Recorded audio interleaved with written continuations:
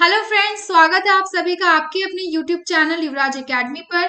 आज हम कवर करेंगे 26 नवंबर से जुड़े सारे इंपॉर्टेंट करंट अफेयर्स। स्टार्ट करने से पहले अगर चैनल को सब्सक्राइब नहीं किया है तो इसे फटाफट सब्सक्राइब कर लो और वीडियोस अगर पसंद आ रहे हैं तो इसे शेयर भी जरूर करना। तो स्टार्ट करते हैं। ये रहा हमारा पहला question. Which state cabinet approve to create a separate department for economically weaker sections Jains and Sikhs in the state? किस राज्य मंत्रिमंडल ने राज्य में आर्थिक रूप से कमजोर वर्गों जैन और सिखों के लिए एक अलग विभाग बनाने की मंजूरी दी है? तो सही आंसर है इसका आंध्र प्रदेश। ऐसा इसलिए किया गया है ताकि जो भी स्कीम्स लाए जाते हैं इकोनॉमिकली वीकर सेक्शंस के लिए उसे इफेक्टिवली इम्प्लीमेंट किया जा सके। और इसे पास किया है आंध्र प्रदेश के चीफ मिनिस्टर वाई.एस. जगन मोहन रेड्डी ने। आंध्र प्रदेश के चीफ मिनिस्टर वाई.एस. जगन मोहन रेड्डी के चेयरमैनशिप के अंडर ये प्रस्ताव पारित किया गया है। और अगर हम बात करें आंध्र प्रदेश की तो इसका कैपिटल है अमरावती और चीफ मिनिस्टर है वाई.एस. जगन मोहन रेड्डी। नेक्स्ट क्वेश्चन की तरफ बढ़ते हैं। कैलिफोर्निया कॉन्डोर्स जो कि हाल ही में खबरों में रहा है वो क्या है? जिसका सही उत्तर है क्रिटिकली एंडेंजर्ड बर्ड। गंभीर रूप से एक लुप्तप्राय पक्षी है कैलिफोर्निया कॉन्डोर्स। अगर हम बात करें कैलिफोर्निया कॉन्डोर्स की पूरे विस्तार में तो कैलिफोर्निया कॉन्डोर्स जो है वो एक वल्चर की स्पीशी है, एक गिद्ध की प्रजाति है जो कि पाए जाते हैं आपके नॉर्थ अमेरिका में। ये नॉर्थ अमेरिका के largest north American land bird है। लार्जेस्ट नॉर्थ अमेरिकन, उत्तरी अमेरिका में पाए जाते हैं largest north American land bird. दोस्तों ये इतनी ज्यादा गंभीर रूप से लुप्तप्राय हो चुकी, इतनी ज्यादा क्रिटिकली एंडेंजर्ड हो चुकी है कि इसके केवल 500 मेंबर्स ही बच पाए। Only 500 are left. सिर्फ 500 मेंबर्स ही बचे हुए हैं जो कि पाए जाते हैं यूएस साउथ वेस्ट में, US south west and Mexico में पाए जाते हैं। एंड अगर हम बात करोगे कि ये हाल में न्यूज में क्यों रहा है तो इसका कारण है कि साइंटिस्ट ने एक यूरेका मूवमेंट का डिस्कवरी की है कैलिफोर्निया कॉन्डोर्स को लेकर। साइंटिस्ट ने डिस्कवर किया है कि कैलिफोर्निया कॉन्डोर्स के जो मादाएं हैं, जो फीमेल्स है, वो बिना किसी मेल पार्टनर के रिप्रोड्यूस कर सकती है, प्रजनन कर सकती है, यानी कि एसेक्सुअल रिप्रोडक्शन किया जा सकता है कैलिफोर्निया कॉन्डोर्स में। इन्हें बच्चों को जन्म देने के लिए किसी नर की जरूरत नहीं है। ओके, इसी कारण आपके कैलिफोर्निया कॉन्डोर्स जो है वो न्यूज में है। तो आप देख सकते हो ये कुछ इस तरीके का दिखता है। और ये जो है अभी अभी पाया गया है कि यहाँ पर बच्चों का जन्म हुआ है। 2 कैलिफोर्निया कॉन्डोर्स ने बच्चों को जन्म दिया है without any male genetic DNA, बिना किसी नर के डीएनए के बच्चों को जन्म दिया है, यानी कि उन्हें जन्म देने के लिए, प्रजनन करने के लिए नर की आवश्यकता नहीं है। ये एसेक्सुअल रिप्रोडक्शन कर सकते हैं। और इस प्रोसेस का एक स्पेशल नाम होता है दोस्तों, जो कि मैं आपको बताना चाहूंगी क्योंकि वो एग्जाम्स में पूछा जा सकता है, और उसका नाम है parthenogenesis. Parthenogenesis, okay, parthenogenesis. Parthenogenesis का मतलब होता है जिसमें मादाएं जो है बिना नर के जो प्रजनन कर सकती है, यानी कि एसेक्सुअल रिप्रोडक्शन को हम पार्थेनोजेनेसिस भी कहते हैं। तो ये काफी ज्यादा हैरान करने वाली बात है क्योंकि इतने ज्यादा डेवलप्ड बर्ड में भी एसेक्सुअल रिप्रोडक्शन पॉसिबल है। तो इस वजह से कैलिफोर्निया कॉन्डोर्स अभी हाल ही में न्यूज में देखा जा रहा था। Next question. India's first manned ocean mission Samudrayaan is undertaken by which institution? Bharat का पहला मानव युक्त महासागर मिशन समुद्रयान किस संस्था द्वारा किया गया है? तो सही आंसर है national institute of ocean technology.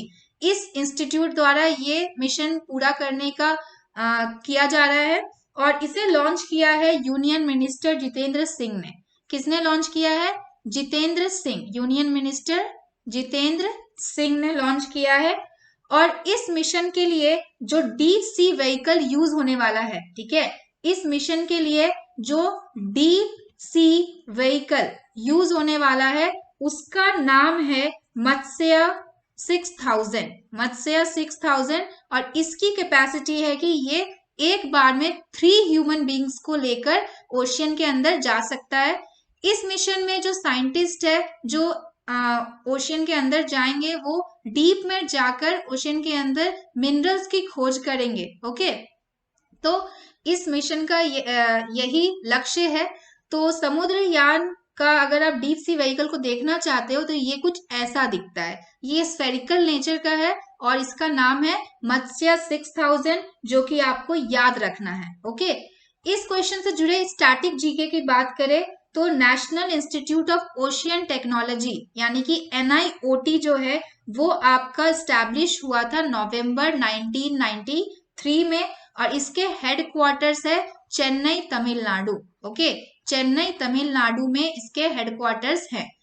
तो ये इंपॉर्टेंट न्यूज है, इसको अच्छे से देख लेना, एग्जाम में आने की काफी संभावना है। इसमें इंपॉर्टेंट क्या क्या है कि इसके डीप सी व्हीकल का नाम क्या है, मत्स्य 6000, और इसे इनॉग्रेट किया, लॉन्च किया है हमारे यूनियन मिनिस्टर जितेंद्र सिंह ने। ओके, चलो ये रहा आपका मत्स्य 6000 की पिक्चर। नेक्स्ट चलते हैं। FIFA World Cup 2022 is to be organised in which country? FIFA World Cup 2022 निम्न में से किस देश में आयोजित होने वाला है? तो सही आंसर है इसका कतर। कतर में होने वाला है आयोजित। कब से कब तक होने वाला है? 21 नवंबर से लेकर 18 दिसंबर 2022 तक ये आयोजित होने वाला है, और ये पहला वर्ल्ड कप है जो किसी अरब स्टेट में हो रहा है। ओके, इसमें इंपॉर्टेंट क्या है, ये आपका पहला वर्ल्ड कप है, first World Cup. Okay, ever to be held in Arab state, किसी अरब स्टेट में पहली बार कोई वर्ल्ड कप जो हो रहा है वो है फीफा वर्ल्ड कप 2022। इसमें 32 टीम्स पार्टिसिपेट करेंगे, 32 टीम्स विल पार्टिसिपेट। अगर हम इस क्वेश्चन से जुड़े स्टैटिक जीके की बात करें तो स्टैटिक जीके में आपका क्या क्या हो जाएगा, पहले बात कर लेते हैं कि आपका जो फीफा वर्ल्ड कप है वो स्टार्ट कब हुआ था।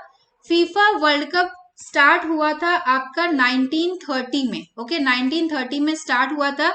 ये इंटरनेशनल फुटबॉल कंपटीशन है जो कि हर 4 साल में होता है, और फीफा का फुल फॉर्म है आपका federation international D football association. Federation international D football association. तो ये एसोसिएशन जो है इसकी स्थापना हुई थी 21 मई 1904 में। 21 मई 1904 में इसकी स्थापना हुई थी पेरिस फ्रांस में। इसके हेडक्वार्टर्स है आपके ज्यूरिक स्विट्जरलैंड में। हेडक्वार्टर्स है ज्यूरिक स्विट्जरलैंड में। और इसके अगर प्रेसिडेंट की बात करें तो इनका नाम है जियानी इन्फेंटिनो।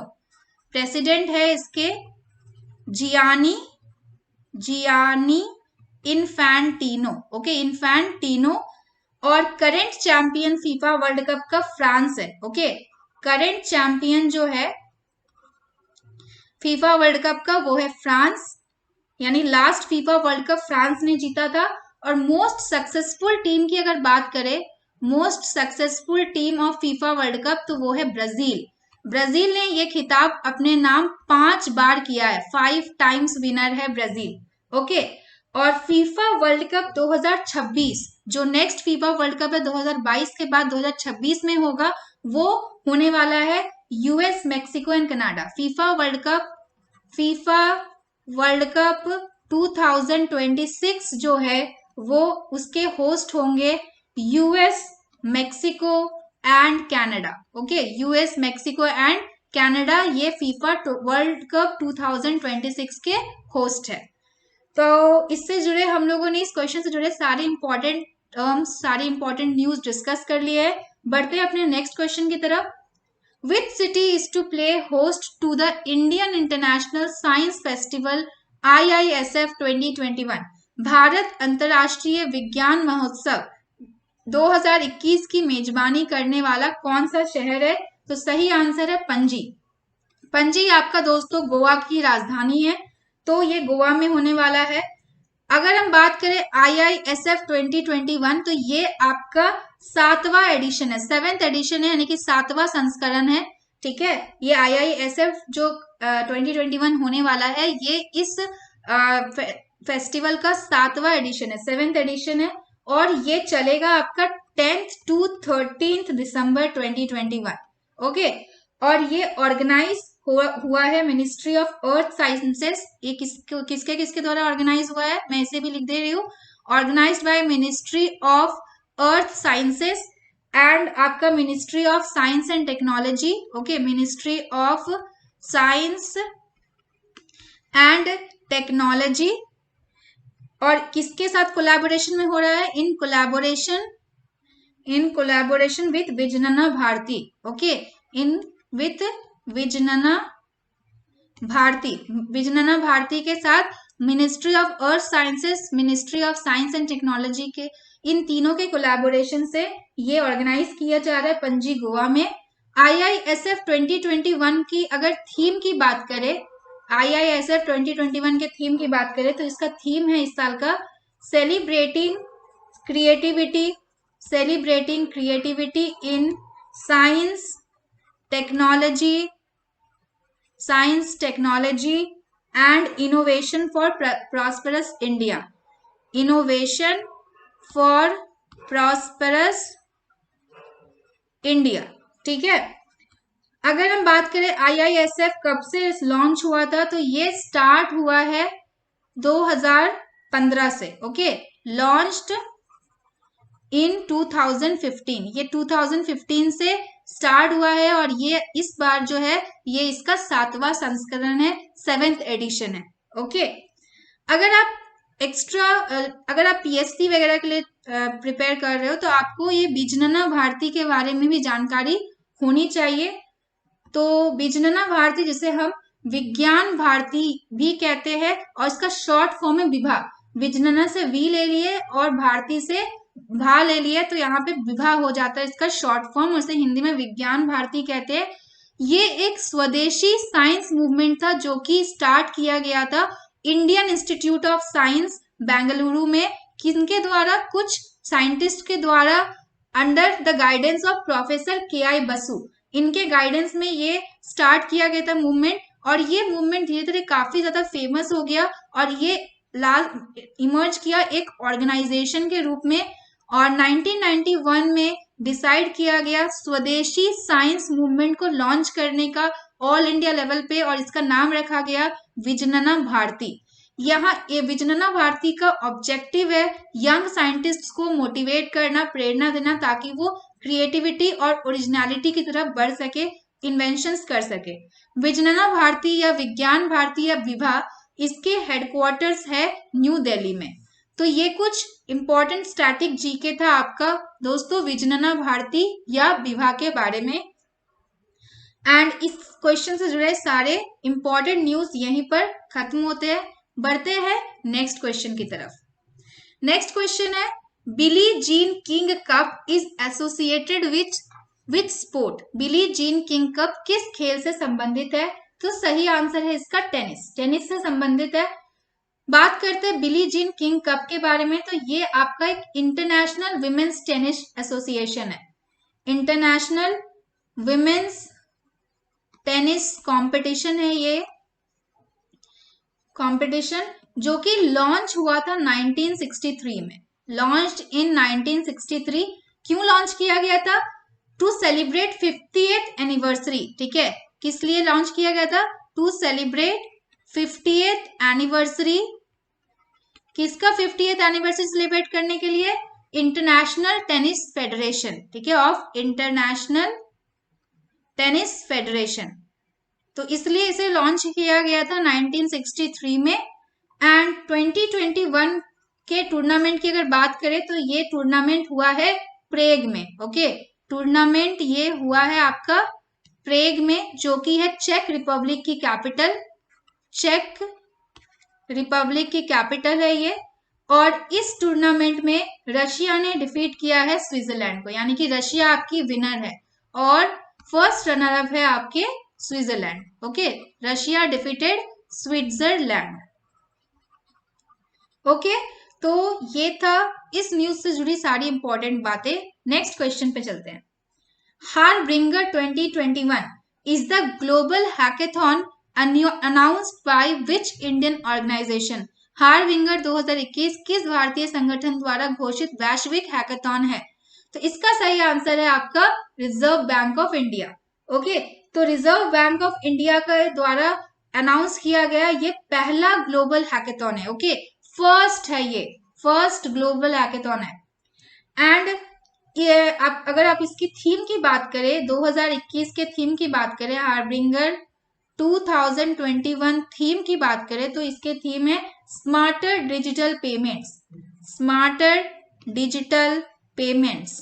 ओके, एंड अगर आपको समझना है कि हैकाथन क्या है तो मैं बता दूं, हैकाथन एक तरह का कोड फेस्ट होता है जिसमें एक सोशल कोडिंग इवेंट होता है जिसमें सारे कोडर्स, कंप्यूटर प्रोग्राम्स या दूसरे इंटरेस्टेड प्रोग्रामर जो है या दूसरे इंटरेस्टेड लोग जो है एक साथ आते हैं और एक नया सॉफ्टवेयर बनाते हैं, इंप्रूव करने की कोशिश करते हैं जिस पर्टिकुलर चीज के लिए वो हैकाथॉन ऑर्गेनाइज की गई है। तो इसमें जैसे डिजिटल पेमेंट्स के लिए हैकाथॉन ऑर्गेनाइज की गई है, जिसमें अलग अलग जगहों से कोडर्स, प्रोग्रामर्स और लोग आएंगे जो इसमें डिजिटली पार्टिसिपेट करेंगे, नए नए सॉफ्टवेयर डेवलप करेंगे ताकि डिजिटल पेमेंट्स को जो है सो और इजियर किया जा सके, जिन लोगों तक नहीं पहुंचा है अभी तक उन लोगों तक पहुंचाया जा सके।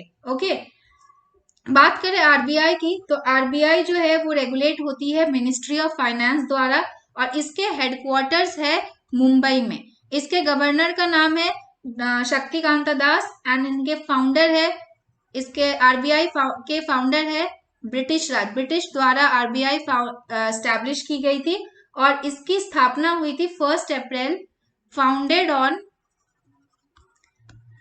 1 अप्रैल 1935 कोलकाता।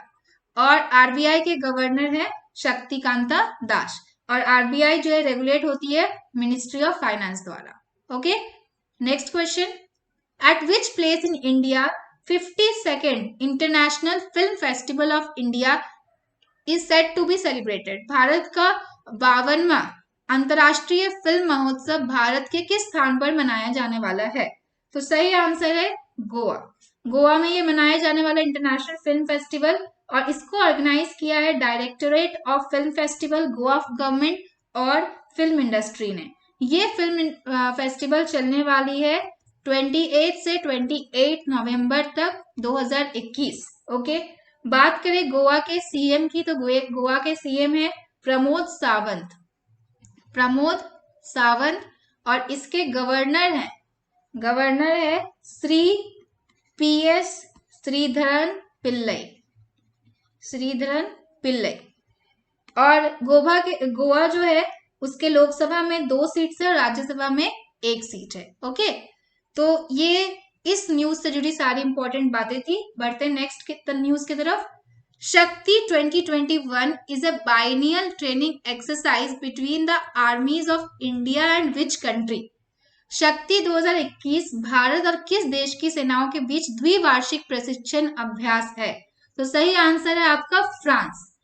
तो ये शक्ति 2021 जो है वो इंडिया और फ्रांस के बीच में एक बाइनियल यानी हर 2 साल में होने वाला ट्रेनिंग एक्सरसाइज है और ये जो अभी एक्सरसाइज होने वाली है 2021 को जो चल रही है, एक्चुअली ये आपका 6th एडिशन है। ओके, 6ठा संस्करण है इस एक्सरसाइज का जो कि इंडिया एंड फ्रांस के आर्मी के बीच में होता है और इस बार इंडिया को रिप्रेजेंट कर रहा है Gorkha rifles infantry battalion. Okay, India जो है वो रिप्रेजेंट की जा रही है किसके द्वारा? Gorkha rifles infantry battalion. Okay, Gorkha rifles infantry battalion. और फ्रांस रिप्रेजेंट किया जा रहा है किसके द्वारा? 21st marine infantry regiment. Okay, 21st marine infantry regiment द्वारा फ्रांस को यहाँ पे किया जा रहा है रिप्रेजेंट। और ये जो एक्सरसाइज है आपका कब से कब तक चलने वाला है? ये एक्सरसाइज चलने वाला है नवंबर 15 से 26, यानी कि आज इस एक्सरसाइज का लास्ट डे है और ये एक्सरसाइज चल रही है फ्रीजूस फ्रांस में। ओके, फ्रीजूस फ्रांस में एक्सरसाइज जो है वो कंप्लीट की जा रही है। तो ये इसकी डायनामिक पोर्शन थी। बात करें इसके स्टैटिक पोर्शन की, तो शक्ति 2021 का लास्ट एडिशन आया था 2019 में। ओके, लास्ट एडिशन आया था 2019 में, तो हर 2 साल में हो रही है, तो अभी दूसरा साल 2021 है, तो ये अभी चल रहा है। और बात करें एडिशनल इंफॉर्मेशन की, तो इंडिया और फ्रांस के बीच में 3 बाइनियल ट्रेनिंग एक्सरसाइजेस होते हैं, ठीक है। कौन कौन से? एक्सरसाइज गरुड़ होता है इंडियन एयर फोर्सेस के बीच में, एक्सरसाइज वरुण होता है इंडियन नेवी के बीच में, और एक्सरसाइज शक्ति होता है इंडियन आर्मी के बीच में, ठीक है। Indian armies and French armies of course. तो exercise Garuda Indian air force and French air force, exercise Varuna Indian navy and French navy, and exercise Shakti Indian army and French army. Exercise desert knight 21 जो था वो 2 Nations यानी India और France के बीच में कब हुआ था? जनवरी 2021 में। कहां पर? जोधपुर एयर फोर्स स्टेशन पे, जहां पे दोनों नेशंस की तरफ से यानी इंडिया और फ्रांस की तरफ से फाइटर जेट्स ने हिस्सा लिया था। मिड एयर रिफ्यूलर्स मतलब जो मिड एयर में उड़ते हुए विमान में जो आपकी फ्यूल भरती है उसको मिड एयर रिफ्यूलर्स बोलते हैं, उन्होंने पार्टिसिपेट किया था। और वार्निंग एंड कंट्रोल सिस्टम ने पार्टिसिपेट किया था। दोनों फोर्सेस यानी कि फ्रांस की फोर्स और इंडिया की फोर्स ने अभी तक एक्सरसाइज गरुड़, जो कि इंडियन एयरफोर्स और फ्रेंच एयरफोर्स के बीच का एक्सरसाइज है, इसके 6 एडिशंस अभी तक कंडक्ट हो चुके हैं, यानी कि 6 संस्करण इसके कंडक्ट हो चुके हैं, और लास्ट आपका हुआ था 2019 में। फ्रांस की बात करें तो फ्रांस का कैपिटल है पेरिस, करेंसी है यूरो, और फ्रांस का नेशनल स्पोर्ट है फुटबॉल। तो ये रही इस न्यूज से जुड़ी सारी इंपॉर्टेंट बातें, static as well as dynamic. बढ़ते हैं अपने नेक्स्ट क्वेश्चन की तरफ। तो हमारा नेक्स्ट क्वेश्चन है, which Indian state has adopted the पक्के टाइगर रिजर्व 2047 डिक्लेरेशन? किस भारतीय राज्य ने पक्के टाइगर रिजर्व 2047 घोषणा को अपनाया है? तो इसका सही आंसर है friends Arunachal Pradesh. Arunachal Pradesh first state है इस तरह के डिक्लेरेशन को अपनाने के लिए पूरे कंट्री में। एंड बात करें अरुणाचल प्रदेश के कैपिटल की, तो इसका कैपिटल है ईटानगर, एंड इसके सीएम का नाम है पेमा खंडू, एंड इसके गवर्नर, अरुणाचल प्रदेश के गवर्नर का नाम है D Mishra.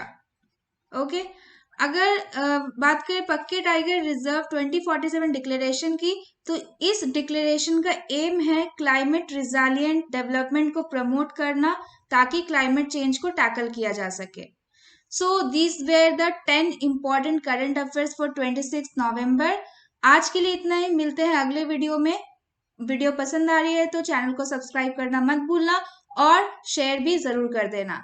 Till then, thank you everyone. Bye. See you in the next video.